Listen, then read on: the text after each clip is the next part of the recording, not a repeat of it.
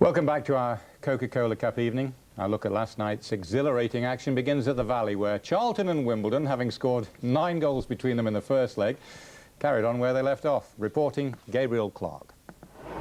Wimbledon arrived at the Valley with a point to prove and a defence to shore up. Vinnie Jones had never known a spell like it. Just 4 games, but 14 goals conceded. Tony Yeboah managed 3 of them, and so did another remarkable player, Charlton's teenager Lee Bowyer, whose career was almost derailed by a positive drug test last season. What happened to Lee Bowyer? I mean, if you'd have said it was so-and-so at the club, got caught for drugs, I'd have gone, yeah, I can see that one. But not Lee. You know, he loves football so much that he would never do anything to jeopardise it. And it was a big blow to him. And I don't think he's ever going to recover from the stigma of it. But obviously, football terms, he has. Stopping Dean Holdsworth figured strongly in Alan Kirbishley's team talk. Holdsworth had scored twice in that amazing 5-4 first leg, and the Wimbledon boss Joe Kinnear and the gum-chewing godfather of the crazy gang, Sam Ammann, knew much would depend on Holdsworth maintaining that form. With a goal to make up, Sam wasn't sitting too comfortably once the game began, but then he never does. If Wimbledon's early ascendancy was predictable, then so was Vinnie Jones' arrival in the referee's notebook. His collision with Jamie Stuart didn't impress ref Paul Durkin, who'd seen an elbow. Apparently it belonged to Jones. For the 5th time this season, Vinnie would see yellow. And the case for the defence was quickly dismissed.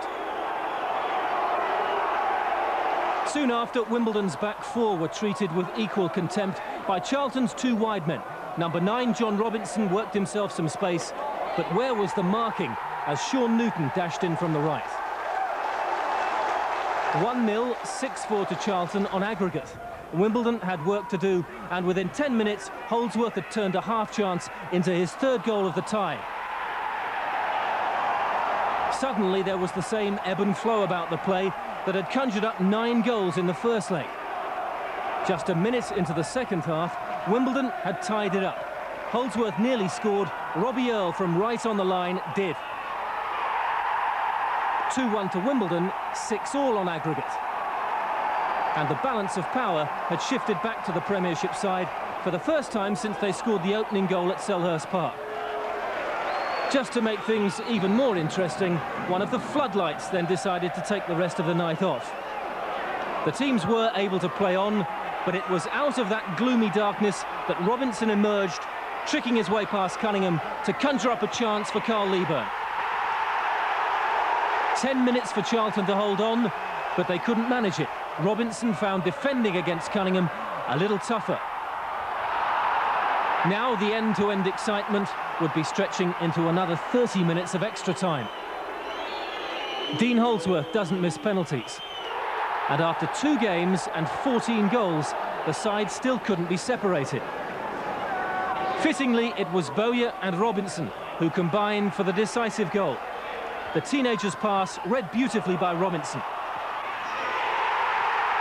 3-all, 8-7 on aggregate to Charlton, who go forward to round 3. Wimbledon don't, and that's why a desperately disappointed Joe Kinnear is now threatening major changes to his side. 15 goals. The 15th goal decided it, and it was a super goal as well, wasn't it? Absolutely wonderful goal. It was a classic. Now this involves this young lad Lee Bowyer again, doesn't it? Well, you know, I haven't seen him live as yet, but I'm looking forward to seeing him. But everybody's telling me, you know, what a player he is.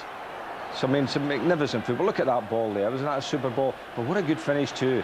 You know, just lifted it over the goalkeeper, bent it in the corner. I'm delighted for Charlton because, you know, they've got their lovely little ground sorted out now. They're getting, you know, good gates, and they've got good young players. Let's hope they can keep holding on to them. You know? Alan Kirbishley, the manager. Well, Alan's saying he doesn't want to sell any of his players. And really now, as I say, they've got all the things sorted out with the stadium and everything else. And they've been battling in the last few years, getting nearly there.